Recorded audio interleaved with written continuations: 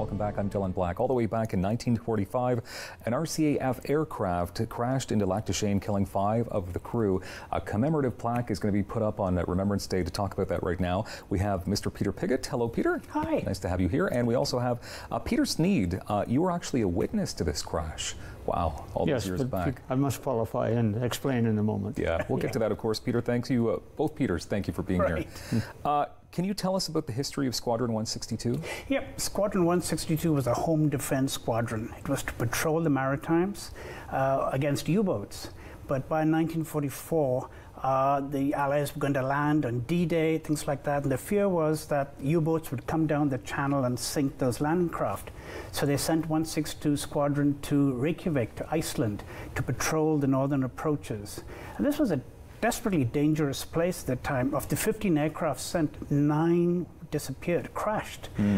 42 people were killed in this. In fact, it was so bad that one member, Hornell, Flight Lieutenant Hornell, got the Victoria Cross, one of 2 given to the RCF during the war. Wow. And at the end of the war ended in May, the squadron came back, and there was one more mission. That was to fly to Baffin Island and photograph it. And they practiced their landings on Lac Deschenes. And by cruel twist of fate, that's where the aircraft crashed, and 5 were killed. Peter Sneyd, okay, so you were a young man when this happened, 1945. Yes, it crashed off the Britannia Yacht Club, Britannia Boating Club in those days, and the wartime around Ottawa was just amazing aircraft-wise for a little kid like me. The harbors up and down, gunnery practice, bombing practice in Shirley's Bay, and on Lac Deschenes, as Peter was saying, the Cansos were doing practice landings and takeoffs. This particular day, very, very, very, very hot, and on the pier where we were all swimming, 15, 20 of us, you couldn't see 2 miles. It was just a mirage, a haze. So we saw this airplane coming over, and vertical, we could see him, just beautiful. He would descend onto the water, and you would see a big splash, but you couldn't see the airplane. So that's what I'm saying. I didn't see the actual crash. Saw 2 of these splashes, and on the third one, it was humongous. It's probably as big as this room. It was just amazing. Nobody thought anything about it. But the crash boat, which was out there on its duty whenever these airplanes flew out there, the Cansos, he came in about 40 minutes later. Fred Nightingale was the operator. He comes in, and there's 3 guys on the boat now. 2 of them, all of them just in their underwear, looking pretty bedraggled, and 2 of them, blood or oil all over them. And so, as a kid, I didn't think, or nobody knew that there's anybody else out there. So it was only much later that we found out that there were 5 drowned. My dad, Tom Fuller, and 2 other boys, gentlemen, were probably 150 yards away. Now, we don't know if they saw it, but they immediately went over. Fuller and Sneyd jumped in the water, and they were excellent swimmers, and they couldn't get nearby. They saw people descending with the aircraft, and so it was very, very sad, as I say. And Peter's taken upon himself to spearhead this memorial. Okay, so I am very curious about, Peter, how we got this plaque to be made and to have this moment recognized officially.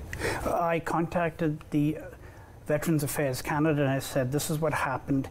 Is there any way you could fund it? And they said, well, we could partially fund it, but the club could have to also put some money in. And I managed to do some arm twisting, and yes, the club, people and members did that. People at the bar handed in their money, things like that.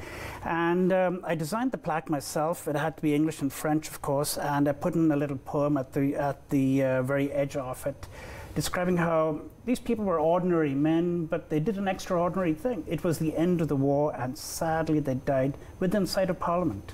And here it is. Wow. Peter Sneyd, how important is it for us to recognize these 5 men who passed away on that day? How important is it? Important is it, yeah, to recognize these 5 men?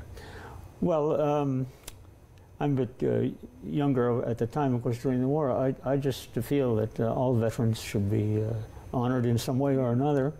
This is particularly interesting because it came about right in front of us. I mean, 2 miles from the yacht club. Something, of course, right here in Ottawa. Yes. Yeah.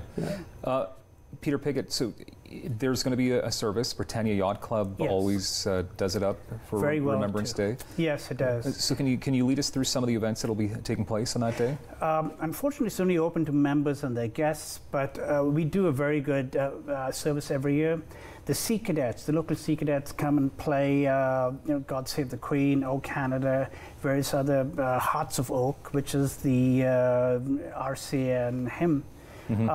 D&D always sends a representative to talk about the Navy today or the Air Force today.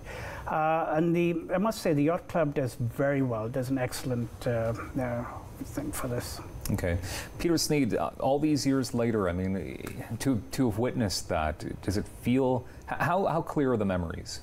Crystal clear. Really? Absolutely, from what we saw. And so some was stories about what happened by other people. One of the ideas was it crashed onto the reef. There was a big body of water, a big body of stones built up in a particular area. So some people thought that. Other people, and as I know later as a flyer myself, he probably landed too high. Yeah. And then just stalled and went into the water, which is more than likely what happened. Quite a story. Peter Pigott, Peter Sneyd, thank you very much for helping us all remember an important moment like this. Thank you very much. Thank you. We've got more Daytime coming up next on Rogers TV. Please don't go anywhere.